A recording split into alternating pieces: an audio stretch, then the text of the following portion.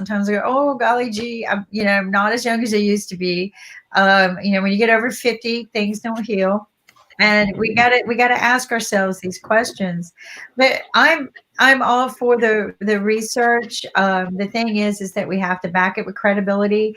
I have done research and science projects for many years for big corp. The one thing they like and I hate are white papers. I think white papers are just a waste of time most of the time. I don't know many people who read them. You said it, Kim. But I believe in documentation. Yes. I believe in lab books. I believe in the date, time, people, event. I believe in that lab book more than I do the white paper. And I believe in data. I believe that data provides us the answers. So absolutely. Science backup, yes. Absolutely. Yeah. So to me, that is more powerful than any white paper ever written. Yeah. Whenever I'm asked to write a white paper now, I just don't care. I was just like, I don't even want to be part of the project. Because to me, it's a waste of time and a waste of energy when you can take a look at the lab data, right? Read the lab reports. This is why I tell people, read the financial report, right? Mm-hmm. Why are you looking at a movie about what this guy says can happen? Read the lab report. Give me the lab report. I'll look at it. On this day you did this. On this day you injected this person. 5 days later, this is what happened. That's what we don't need.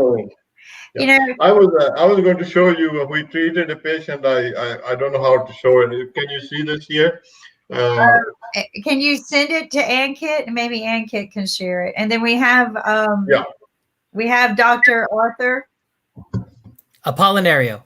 Hi. Apolinario. Very nice. Apolinario. I love your name, Apolinario, like Thank Apollo, you. right? Right. But welcome, Dr. Arthur Apolinario comes from the U.S., North Carolina. Correct. Oh, it's the home of the COVID. So share a little bit about your background and what you're doing, and thank you for joining us. You're welcome. I'm glad to be here. Thanks for inviting me. So I'm a rural family practice physician in Sampson County, Clinton, North Carolina, which is on the eastern part of this state. I trained at Tulane University and also got my master's in public health at Tulane School of Public Health and Tropical Medicine. So I hate to say it, even though this is a terrible time, I'm enjoying actually having to use my public health degree because this time of the world is a real important time where policy and medicine are clashing together. And yes, data is very important, but how do you decide what to do with the data? So I'm also on the board of trustees of the North Carolina Medical Society. So that's how I get involved with the policy and decision making. We've been, directly talking to the Secretary of Health and Human Services and the governor to help assist them making decisions on how to shut down the state and also how to open it up again as we see the numbers flattening. But I'm also a clinical hypnotherapist, so I was interested in listening to the discussion on weight loss and obesity earlier because my bread and butter is I hypnotize people to believe they've had a gastric bypass and they lose the same amount of weight. So that's my background, but also a family physician in the trenches. I was the dirty doctor when this first opened up, so me and a physician assistant, Carrie Green, were the first people to test people in our office. We've had 6 positive cases. I also have some personal history with this. My aunt is currently intubated in New Jersey with coronavirus, and I had a friend who got extubated in Miami at a young, in his early 40s, who survived it. So I've had personal experience. I've also had clinical experience. So here to just help out with the information. Awesome. So share a little bit about with us some of your policies, because you seem fine. Oh, yeah. Well, the first policy is primary prevention. You see people buying toilet paper, getting their provisions, preparing for all this. But primary prevention is being thin, exercising, eating right. Primary prevention for anything, whether it be coronavirus, whether it be if the world shuts down, whether it be the government gets thrown upside down.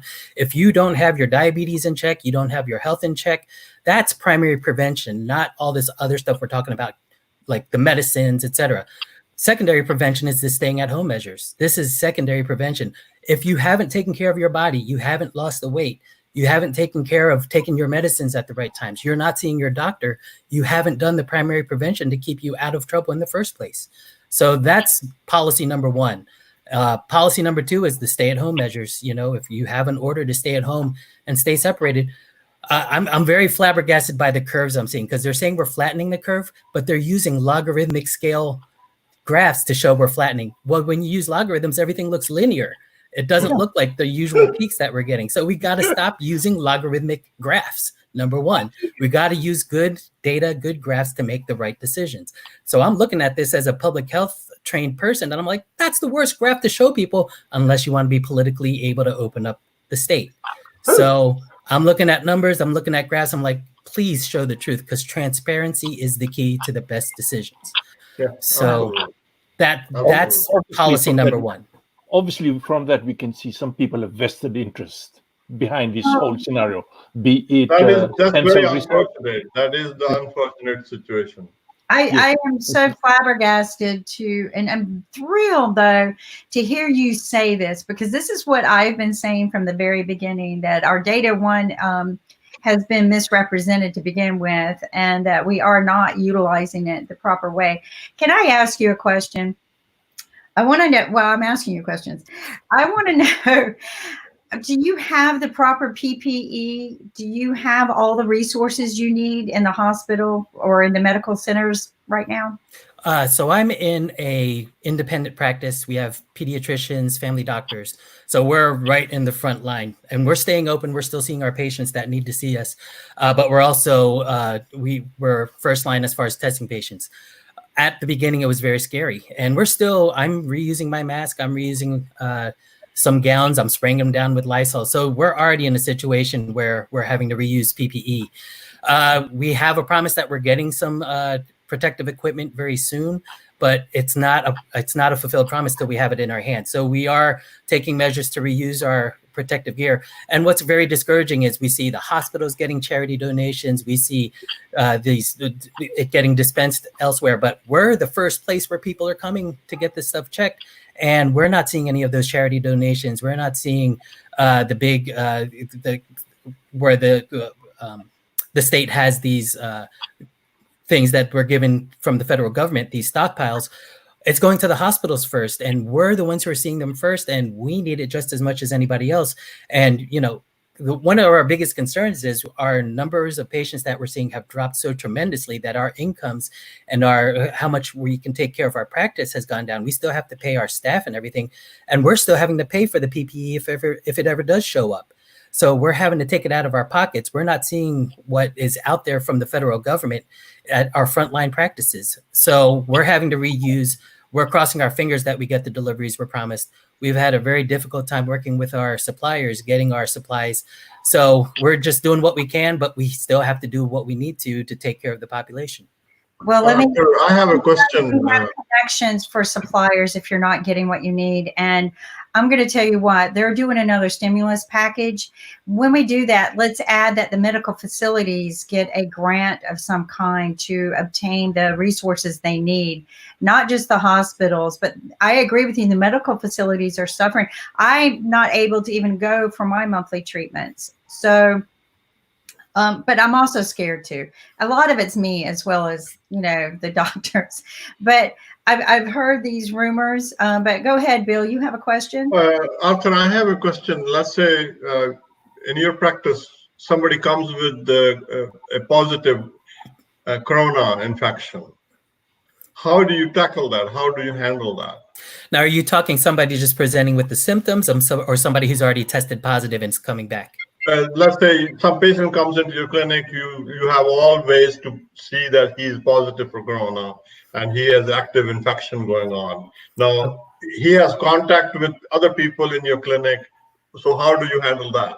Well, the first thing is we already had, we started right at the beginning. We kind of understood the situation. So we locked down our practice from anyone who had sick symptoms, fevers, chills, cough.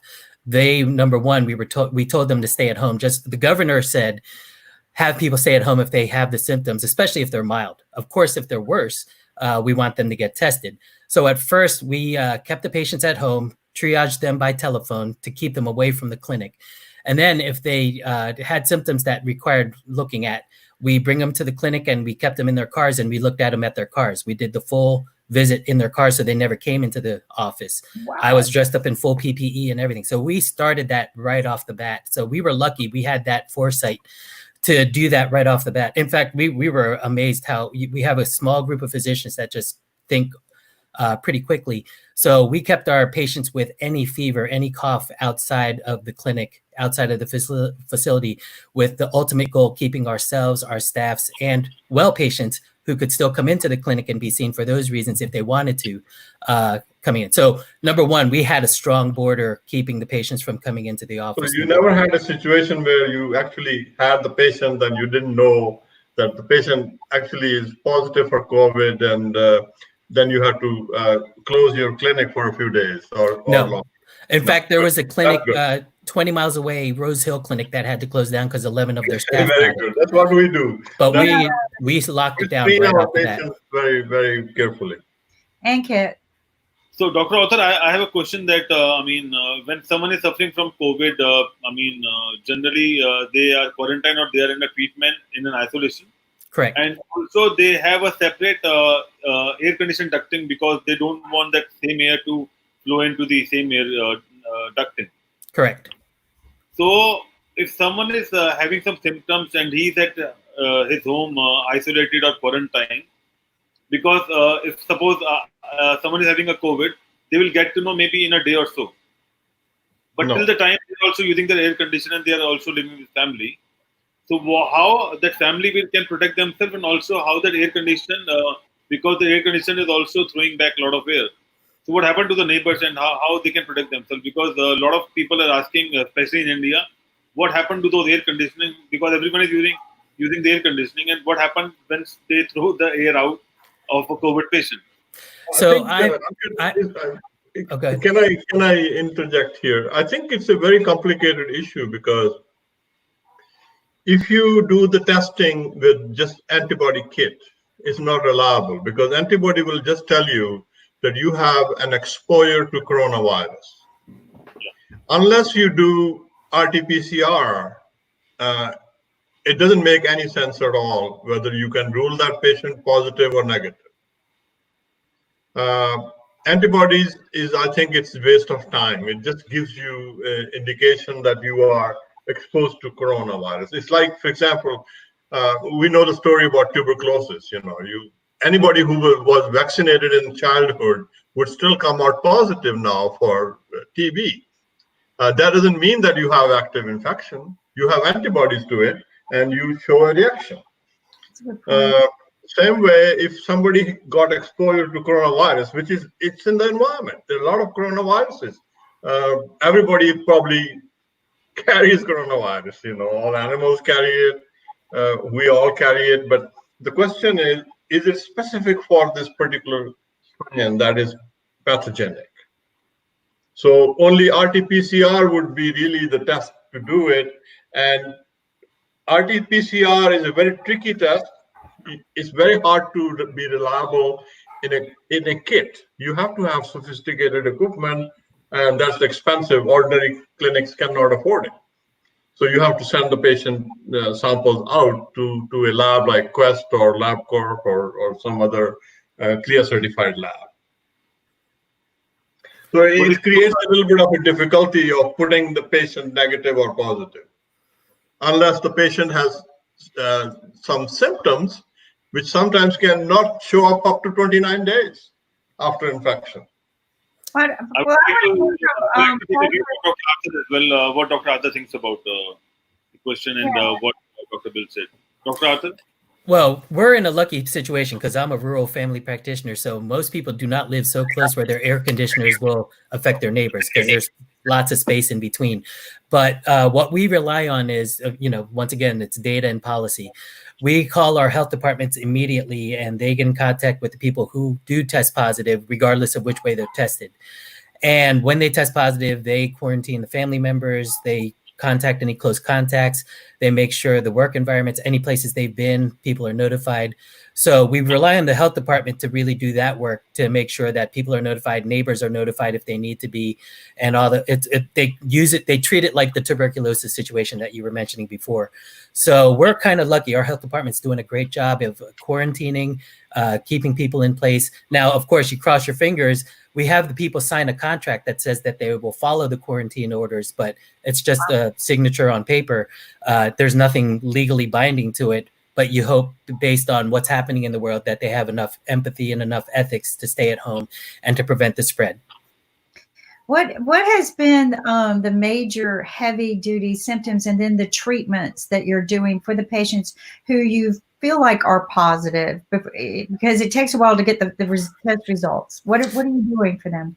Well, as you know, there's really nothing in the literature that's backed yet. It's really just symptomatic care, fevers. We're not sure yet, but avoid ibuprofen based on some of the literature. And Zithromax and hydroxychloroquine, even though in the literature there's evidence that it may not work as well, the literature still is not great either, because it was a VA study done on men only at the VA hospital who were ultimately extremely sick, where the hydroxychloroquine was more dangerous for them. But when you're talking about the general population, where somebody might have diabetes or asthma and be older than 65, if it were my family member, I would use Zithromax and hydroxychloroquine. So per se, the patients that we've had in my clinic, we've been doing symptomatic care mostly because that's what the literature supports now. And we don't want to cause more problems by testing things that we don't know work yet.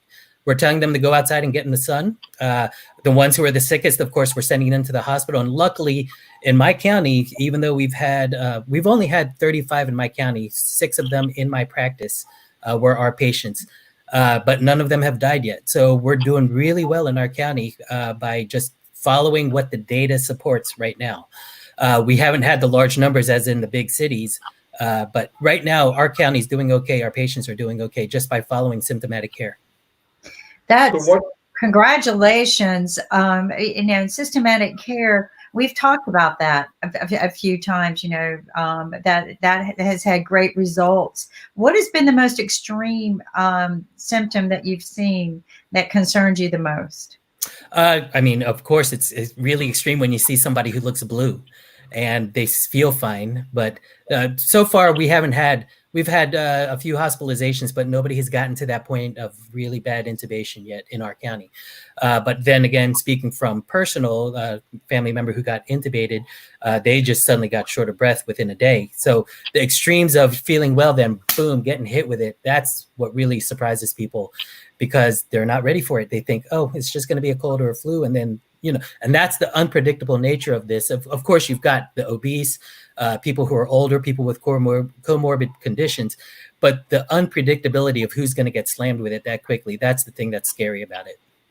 What's the, since you are in public health as well area, what's the feeling about the vaccination in your state? There's no feeling whatsoever because nothing's proven yet. Of course, good. We would love to have a vaccine, but we've already had proof in the past. You got to look at histoy. We've had vaccines that killed more people than saved them. Very good. I like to hear that. Say that again. Can you repeat that, please? No, I agree with you. They can be more dangerous to the human body because our own immunity system can work. We are designed to fight off most of the viruses, and sometimes we just need a little help.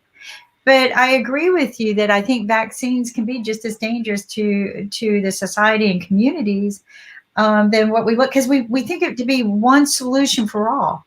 Right. Now, don't get me wrong. Flu vaccines, Shingrix vaccine, get them all. Risk benefit. Yes, there are still some risks for some people, but as far as overall risk, you want to go with so if we see a vaccine come out, even if it comes out by September, that shows 0 people die, but 100% people, or statistics. That's the policy part where you got to go fudge and say, is it okay to have a few people die? That's how we do the flu vaccine and everything. Otherwise, we wouldn't have the vaccine adverse events reporting system. But the bottom line is, I need to see fact-driven data that the vaccine is going to save people's lives and not kill them. Very good, very good. Well, David, you need full transparency, not all, where they collect a little bit and fudge it, and you need the real reports. You don't. And that's the problem with, I see all the data coming out right now. A study just came out where they looked at all the studies, and the studies were all terrible. No cohorts. They were, looking at from behind, not ahead, and none of them were randomized or controlled.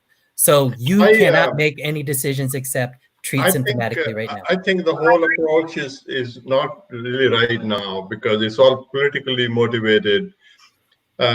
Just to give you a couple of good examples is that we never had a vaccine with adenoviruses as vectors. For the past 30 years, we know that adenoviruses can put the antigens into the cells or whatever you can do with it, but we never had a vaccine that worked. Number two, we never had a vaccine with vaccinia other than the smallpox, original vaccinia, never had, the modified strain MVA has been with us for about 25 years. When the HIV came, Bernie Moss at NIH developed it, and it's very good. It will induce an immune response, but with conditions like this, with diseases like HIV, Ebola, and now COVID, antibodies do more harm than actually do the protection. And both of these produce just antibodies in the body, unless you can really specifically train your T cell arm of the immune response, specific. It's going to be very hard to do the vaccine. And you've seen the study that just the Chinese company did. They had a chemically inactivated coronavirus, which is formalin inactivated, just like the polio, the first polio vaccine. That was the most successful one. And they found that with a high dose, they could protect all monkeys. 12 out of 12 were protected to have a challenge. No symptoms, no disease at all. But with the low dose, they found that what they call it virus blip. They found a lot of symptoms appeared. So that shows that if you have low levels of antibodies, low level of immunity induced via antibodies, it's going to kill the host. I mean, that study clearly shows that the low dose group had problem. So that's what's going to happen with these vaccines if they do not induce complete immunity, which involves the T cell activation or cytotoxic T cell arm of the immune system. Antibodies are not going to do. We know in a lot of cases, I mean, I worked with the feline infectious peritonitis, which is a coronavirus infection. When we vaccinated the cats, they died quicker. Wow. So I think there's just not enough knowledge about the ghosts that we're dealing with. Don't you feel that way, Dr. I'm gonna call you Dr. Author, even though I know how to. Well, most of my patients call me Dr. Art, so that's fine. Dr. Art, it's beautiful. Easier to pronounce. But I'm sorry. I'm very good with the names, but today I'm not. But so like recently, I had an infection. I was running some fever, not feeling well. I could feel tightness in my chest, but I have symptoms of various other problems. So I didn't panic. I was hoping for some antibiotics, but the doctors wanted to see me, but I'm too scared. I've been locked down since March 1st. I decided to go down before anybody else because I couldn't wait for the president. I was scared, and I don't want to ruin whatever I have done, right? And so, I'm getting better. Lots of sleep, lots of lemon juice, water, a lot of lemon water, a lot of healthy alternative ways. Fortunately, I did have some antibiotics left over from the last time I had a sinus infection because they ended up giving me a shot. So I used those, and that helped me get over the curve. And you weren't supposed to do that, right? And I just announced it on TV, and it was very, very yes, bad. you did.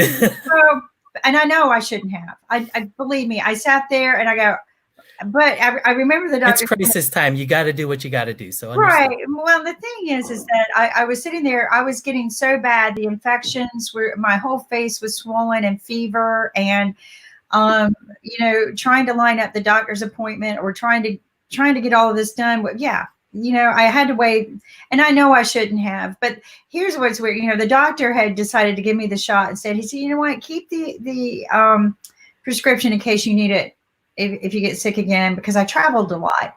So I got sick again. So that's how I justify it. No, that's if your doctor advised you, go ahead and do it because you know yourself and you know your sinus symptoms. Right. That makes absolute sense. Then. But the thing is it felt more than that. It felt like it was getting into my chest. I was having a hard time breathing. It felt very sharp. I was trying not to panic. But again, I'm a very immune. I love immunity solutions. So like you were talking about, keep your weight down, exercise, eat right. Build your immunity. So that's what I was doing. I was getting better, but not, it was still getting worse. So it got better. I feel better. I'm feeling like I can exercise again and do all those good things to keep my immunity up. But for the people who have to go home or when they get prescriptions, and things like that, you're making them sign a contract. I am so glad you're doing that. Asking them to stay home. What are some other things we can do from home? You're talking about, keeping our weight down, but that's not easy. But what are some other things that you would recommend to us? Because we're not easy to keep home. First of all, I hate the term social distancing. It should be physical distancing. We got to stay socially connected. So number one, things like this, Zoom, keeping in contact with your family members. Some people, I see them, my children don't call me. Well, it's not their job to always call you. You can call them too. Don't wait for the phone call. Number one, stay socially connected. Number two, going outside in the sun. We're starting to see the studies that sunlight and that this virus will probably act like most wintertime viruses and go away in the summer, hopefully with the people going out in the sun. So social isolation doesn't mean isolate in a dark room and stay inside. It means go outside, do some gardening, get some fresh air, get some sunlight, put on some sunblock so you don't get a sunburn. But the bottom line is sunlight does help in my mind. In fact, my prediction always was that this is going to drop sometime in June when the sun's really high up in the air, close to the summer solstice and all those things. Other things to do, of course, keep up with your nutrition, stop watching commercials. You were talking about obesity and the epidemic. And one thing that lots of doctors miss is the hypnotic methods of commercials keeping people overweight and eating. The number one day that people eat isn't the holiday of Thanksgiving in the United States. It's now the Super Bowl, where you're sitting there watching a holiday of commercials. And you watch about Doritos, and you watch about soft drinks, and you watch about drinking beer. And it goes all into the subconscious that you think, oh, if I watch football, I got to eat all this junk. And then it becomes embedded in your brain that you're not a happy person unless you keep eating junk. So close your eyes or go la, la, la, la, la when commercials come on, because they are brainwashing you to eat a lot when you're at home. The first thing that happened was people wrote all these brand new commercials about, oh, we're with you during coronavirus. But here's McDonald's, okay? The one thing that just happened in my town, McDonald's is giving free meals to healthcare workers for 2 weeks. And I'm like, don't eat it. You're supposed to stay healthy. Eat, you're talking salads and all that. But right now you've seen the prices of vegetables have gone through the roof because of the produce sections being ransacked right now because of difficulties with delivery. So it's hard for people to do that. But the one thing you could do is don't let the commercials brainwash you into bad habits. Good idea. And it's easy to do that because you're sitting in front of the TV and seeing all this gloom and doom. The other thing is, to take your medications, follow up with your doctors. We have gone to, I see 90% of my patients now through telehealth. So it's all video. I can look at their throats when they put their video camera there. I mean, the going joke is I can't do a prostate exam through a telephone, but we won't do that. But the bottom line is we'll get there. No, I'm not going to ask guys to do that, but we could still do much of the exam that way. And if we really, really need to bring you in and it's worth the risk, then we'll bring you in. But for the most part, in your case, with the sinuses, yourself well enough. It's that time of year. Everybody should be staying away from the pollen, taking their allergy medicines if they have the problem, or flushing their sinuses. And if you do that, you can avoid 99% of the problems. So do the things you're supposed to do anyhow, but go ahead and keep your mind busy with things that you love, not things that you hate, like bad TV that's telling you not to panic. So one of the most common hypnotic techniques I use is don't programming. Okay. So watch what happens when I use the word don't. Don't focus on your breathing and don't count your breaths. You start breathing. Exactly. You start counting it. So when you use the word don't, you start doing what you say. So you got two kids fighting in the back of your car. Don't fight with each other. What's the first thing that happens? Okay. I used to tell my kids, I used to tell my kids, don't be nice to each other. I hate when you hug each other and be quiet. Look, Daddy, look what we're doing. Okay. Don't programming is the worst thing. So you always hear, don't panic or try not to panic. You, in fact, use those words. The word try is a failure word. My patients always say, oh, I tried to lose weight. Oh, I tried to take your medicines, which means they didn't do it. Or I walk into the room. Oh, I tried to walk in here on time, which means I didn't do it. So never use the word try. I'm trying to stay calm. I'm trying to do this or that. Use the words proactively. I'm calm. I'm relaxed. I'm exercising. I'm trying to exercise, which means you will never do it. So my first hypnotic lesson for everyone is avoid the use try and don't, unless you want to do those things. So don't relax. Don't allow yourself to watch this IBM TV all the time and get great information. Don't follow the data strictly. Don't stay at home because, it's a challenge. So you're going to do the opposite. So, don't stay at home. Just keep yourself safe. And then the patient's like, wait a minute, he's telling me not to. I'm going to stay at home because he told me not to. So it does the opposite. Because every time your doctors tell me to breathe, I can't breathe. All of a sudden, it's like, you want me to what? Breathe in. So I've learned, instead of using the word breathe, I say, give me a big one. And the patients give me a real big breath. I never have to ask twice. That's great. I'm going to tell that to my doctor. Because the minute he says, breathe deep, I'm like, okay. No, you hit the nail on the head, too, with the don't programming. And, you said you do hypnotic programming for people to not become obese. And I think that is healthy. Just changing a person's mental state of mind is awesome. I've done reprogramming for pain. I did pain. I went to a pain psychologist and they helped me reprogram. And it doesn't mean all the pain's in my mind. It's really not there. It's where it says it is, but it teaches me how to deal with it. Right. So one way I will hypnotize people, I'll put a volume control on their arm. And I say, when you do this to your arm, the volume goes down on the pain. And when you do this, the pain comes back so you could just feel what you're having. So I hypnotize a person to take their finger, do that, and then the pain volume goes down. They don't have as much pain. And it actually does. Studies have shown at Stanford that it releases endorphins. So it actually creates pain reducing in a natural state. So that's beautiful. Kim, you mentioned this thing that you train your brain. I come from Sikh religion, and there is a very good concept in it that everything you get in your life, there's a reason for it. So when you start complaining or moaning, that's not good. It doesn't help. So in our prayer, it is advised that if you are sick, you pray that, hey, you've given me this sickness, but give me the power to deal with it. So that's where the power of mind comes in. It can cure basically anything.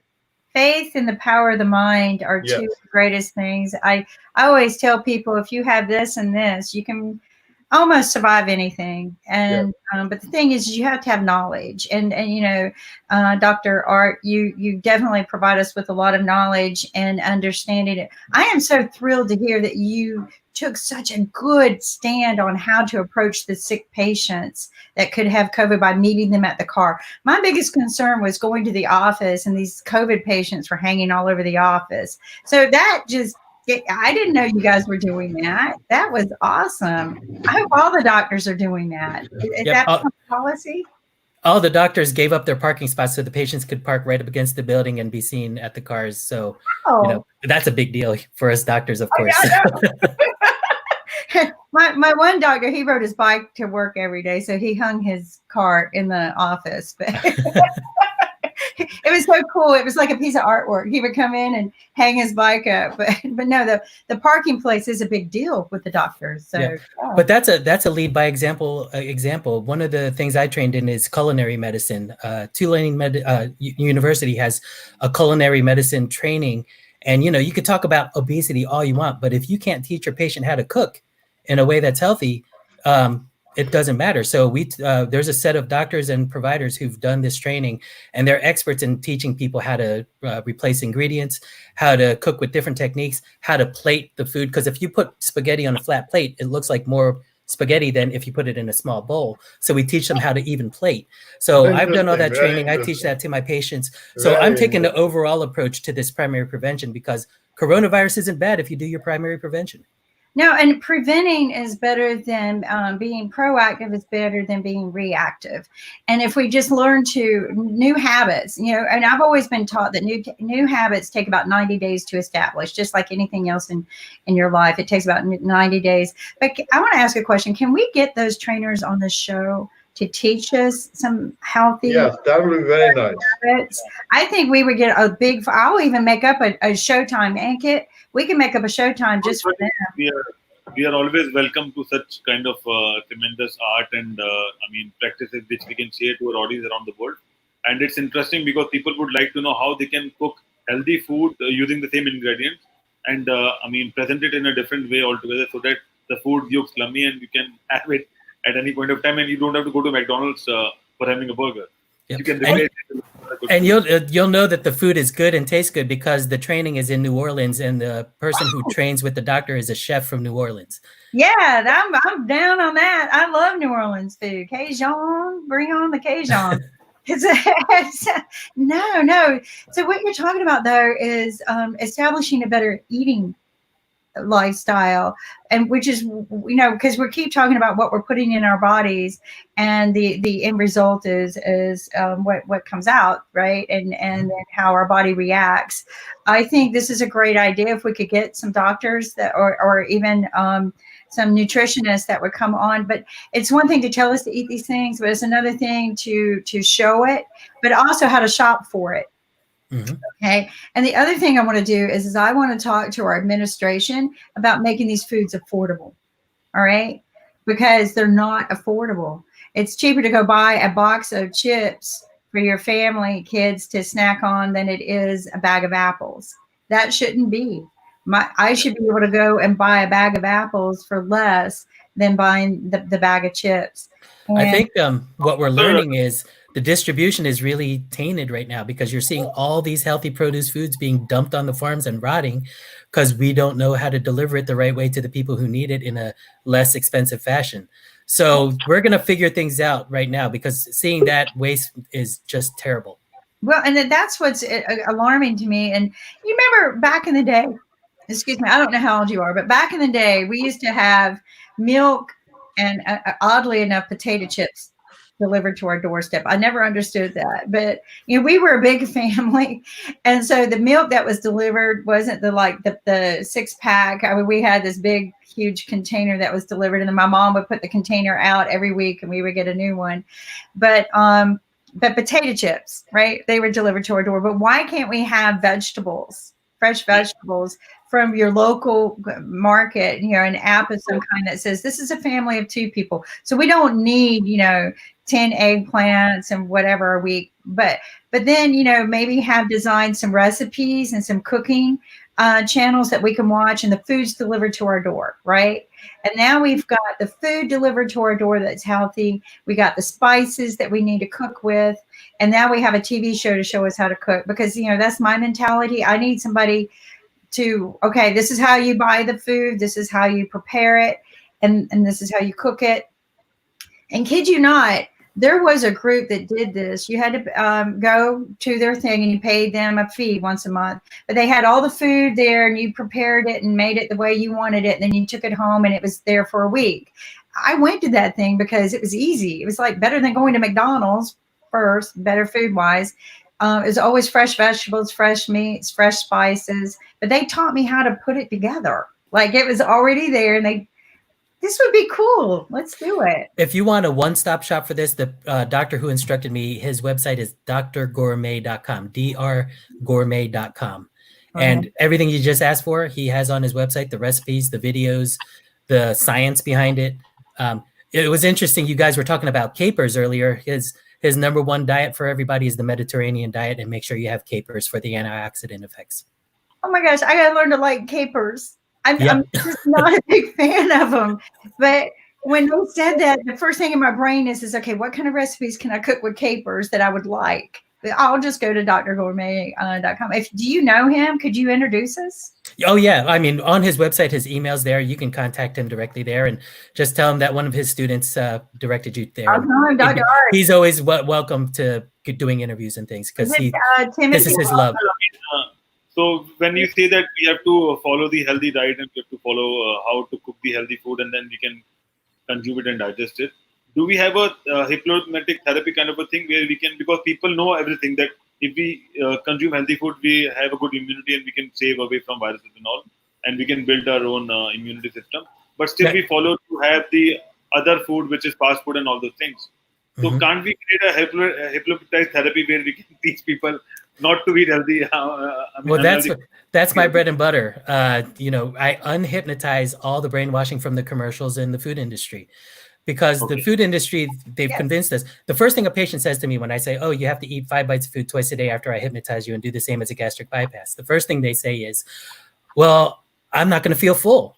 And I said, well, how do you feel when you're full on Thanksgiving? Do you feel good or bad? The first answer is, oh, I feel terrible. I feel bloated. I fall asleep. And I said, well, then are you ever supposed to eat till you're full? They're like, no, but I always eat till I'm full because that's what you're supposed to do. And I keep going around in circles. Fullness is a disease state.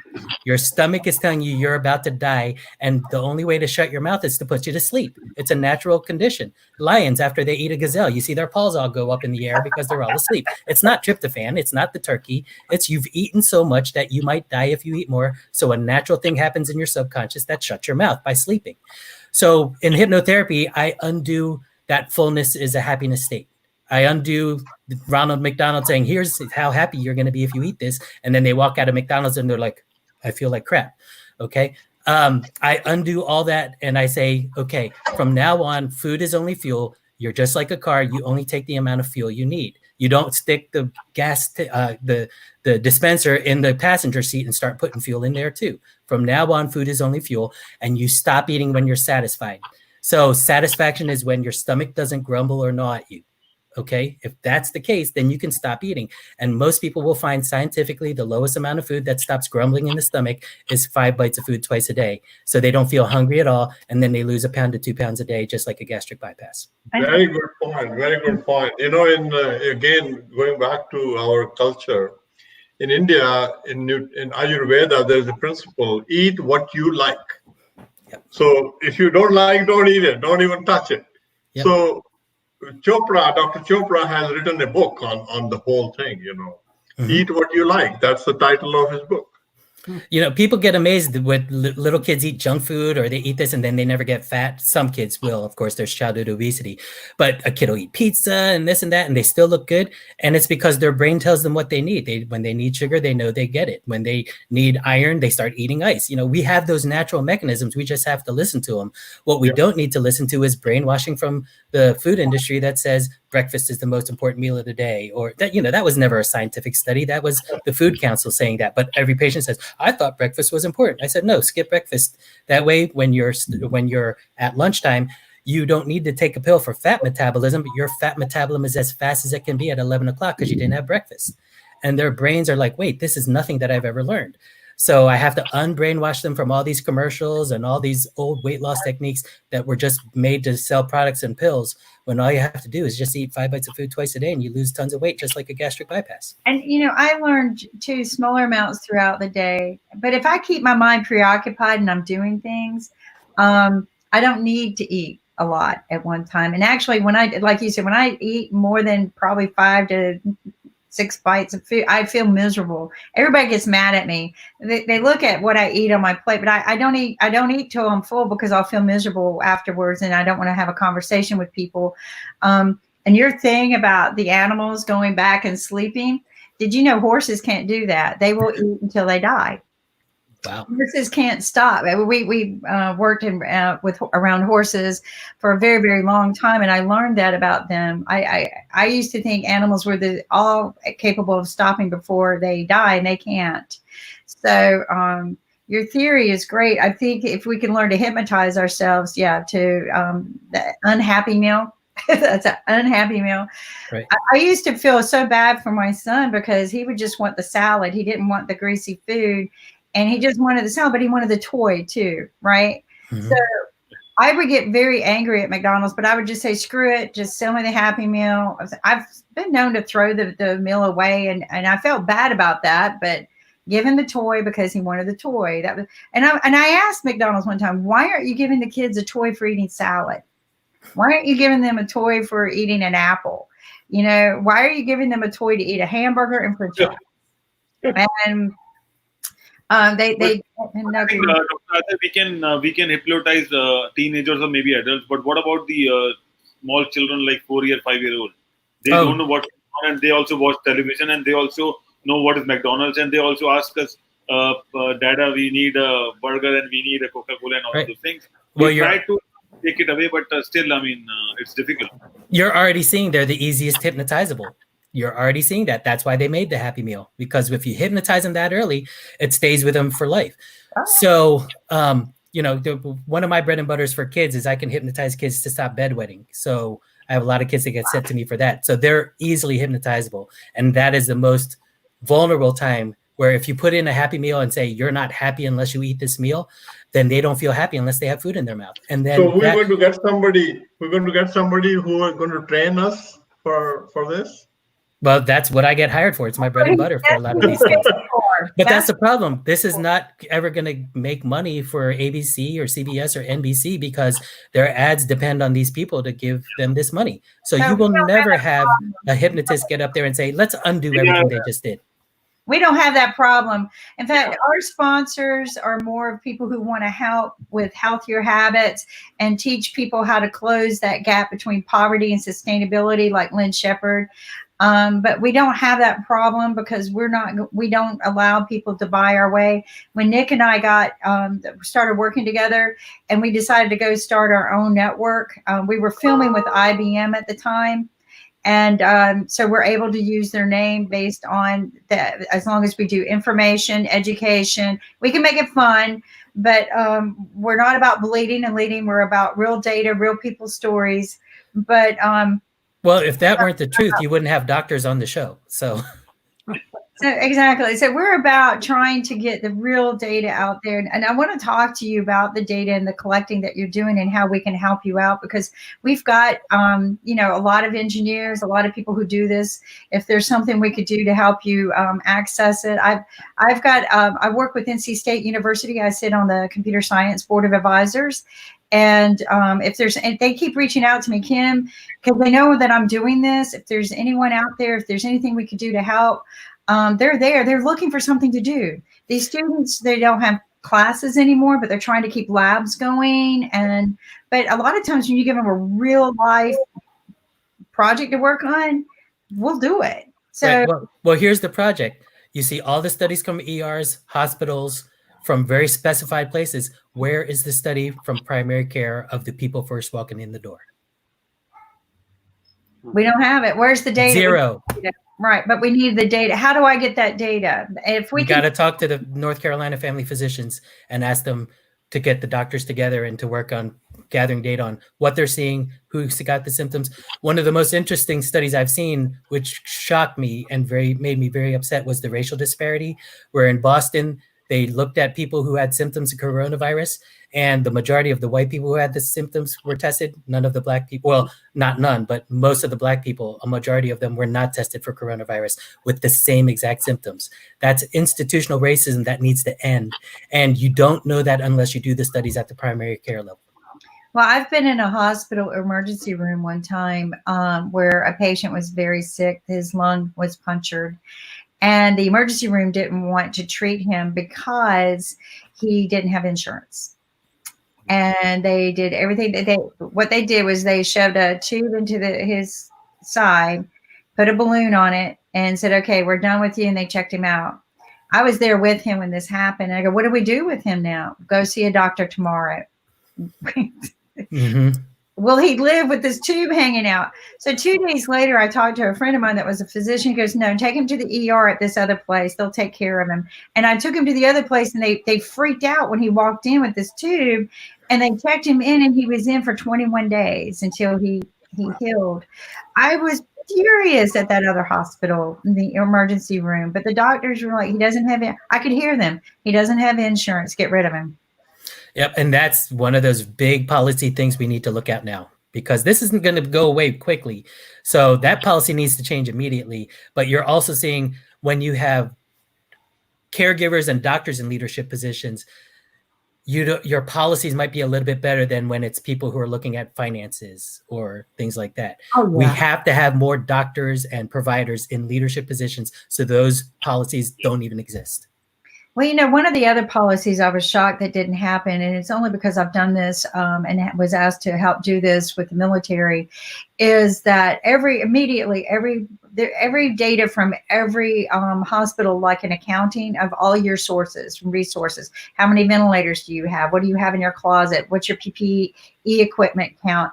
All of that should have been put into one database from every hospital, every medical center, so that and then when we track how many patients you have and how much you're using, we can immediately get you the resources you need without having to beg for it, ask for it, negotiate. Right now, if I hear one more politician say we're negotiating for the supplies these people need, I'm going to go punch their lights out. Yeah, people, you heard me say that. I am tired of hearing that we're negotiating for things that people need for medical reasons. People are dying. Right. And the problem is, we've known this for a while. We've known this was coming. We've known we needed to be prepared.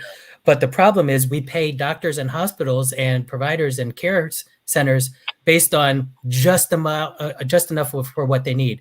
And then our inventory is based on just-in-time inventory. Hospitals, small primary care practices.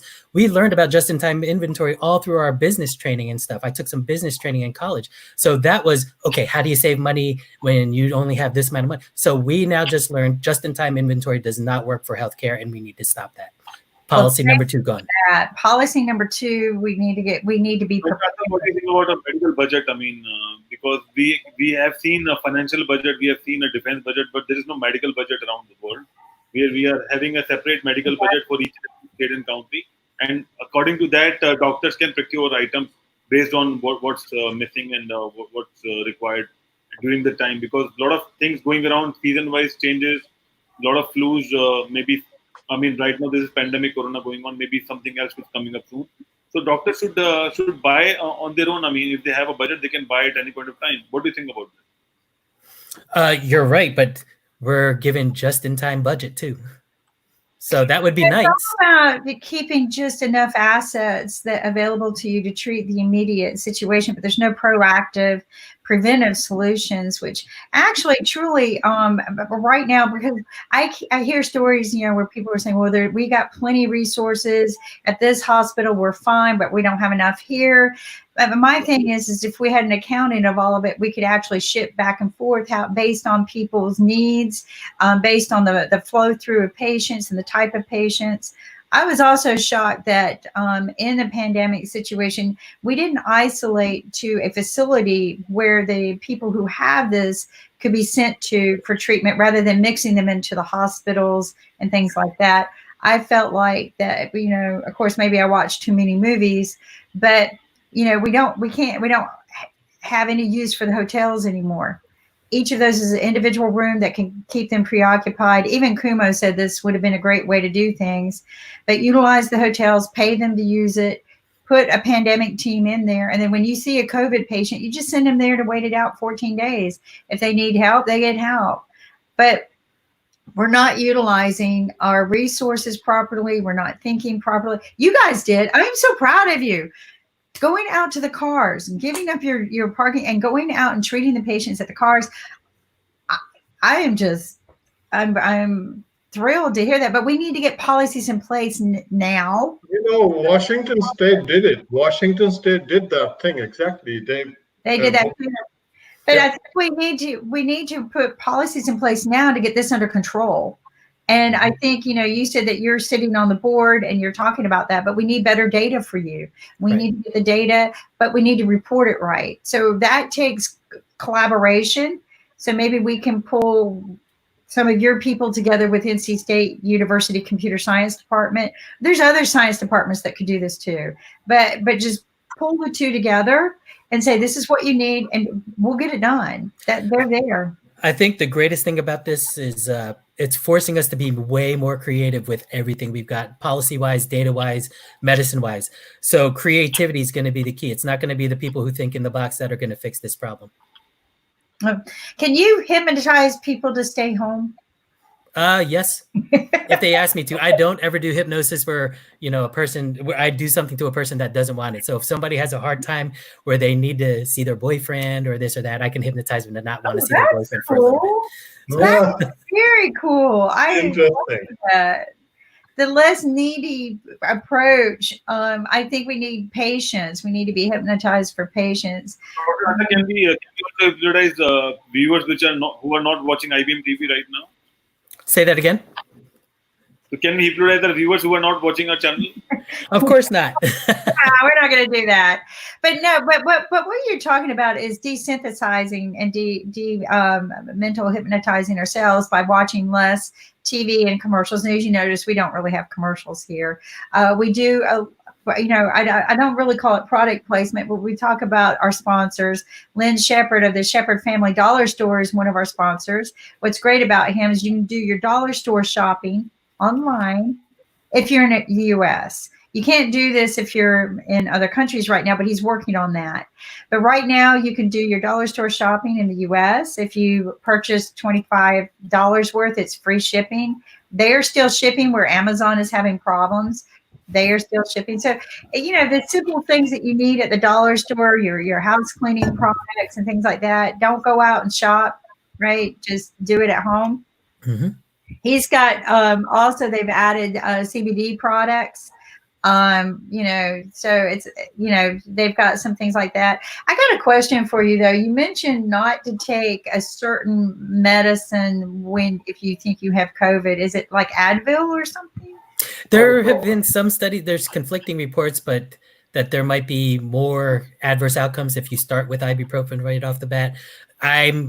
Like I said, all the studies are terrible. They're retrospective, et cetera, but just with that slight amount of information, there's Tylenol. So why not just use Tylenol? Unless somebody's really having fevers, then I'll go right to the ibuprofen anyhow. Have you heard about the reports about people having strokes from the COVID? Have you heard anything about that? I've heard as far as the age ranges of 36 to 56, I believe was the last study I read, where people are having strokes. Sometimes that's the only symptom they have, that they had coronavirus. Really? Yeah. Why do you think a stroke with coronavirus? I'd have to look more at the data and who exactly had the strokes, if they were obese, if they had the comorbid conditions. But with the cytokine release, I'm sure there's some inflammation that might be involved. Yeah. That's true. If you look at the data or the postmortem studies on patients that died of SARS-CoV-2, SARS-CoV in back about 15 years ago, there's a couple of Chinese papers. They're very interesting. They show why you could have a stroke or a heart attack if you have that infection. And I think they're starting to use D-dimer levels at some places to look at whether a person has coronavirus. So there is some hypercoagulability that can occur as well. Interesting. I also heard that a CT scan is a good way to also identify that you have coronavirus. Is that true? That looks true, but here's the policy issue. Are you willing to shut down a CT scanner for 2 hours to disinfect it every time? Wow. Right. Wow. Yeah, I didn't think about that. You're absolutely right. I'm trying to think of ways that we could do things faster, but you're right. I didn't even think about that. That's huge. Because you're right. So, they're just, this is good information. This is good feedback because, these are questions that people are asking on a continuous basis. And I would like to answer that. Have you heard about any disinfection going around, in some parts of different countries in the world? Because we have seen news that something happening in different countries. People are starting disinfecting after being cured by COVID-19. It depends on what you mean by the word disinfecting. So they got reinfected with COVID. Oh, reinfected. Yeah. Well, that's the thing. Are they really? Based on the data that I'm reading, I'm not sure if they're reinfected or if they just haven't gotten rid of the virus yet. That's not a reinfection. That's still the same infection. It just might be the virus is still loading in their body. We know through hepatitis C that people can have viruses in their body for years. We just don't know yet. I can't answer that question with the data current. Well, the answer to that is it's like varicella zoster. You know, we've all had chicken pox, most of us smallpox, and you develop a natural immunity, right? Problem is the varicella zoster virus never leaves your body. It's in your dorsal root ganglion and in your spinal nerve. And when your immune system is taxed, it breaks out and it travels along your peripheral nerves, and you get blisters, inflammation. And then, you know, when the inflammation goes down and your immune system kicks in, the virus retreats. So we don't know if this COVID virus is still in the endothelial lining of your blood vessels. There's a lot of ACE2 receptors, not only in the lungs, in your intestines, blood vessels. Who knows? Maybe it's living in your nerves like a lot of viruses do. You know, so we don't know that, you know, more research. So yeah, I mean, maybe they're getting infected once, and then, you know, their immune system kicks in, and then the virus stops shedding. And then later on, when you get stressed, your immune system goes down, the opportunistic virus, it starts shedding again. So that's probably what's happening. And we probably will get more waves of different pandemic viruses, just like influenza virus, we get different strains every year. I think COVID will probably be every winter we'll have a new strain. So that's why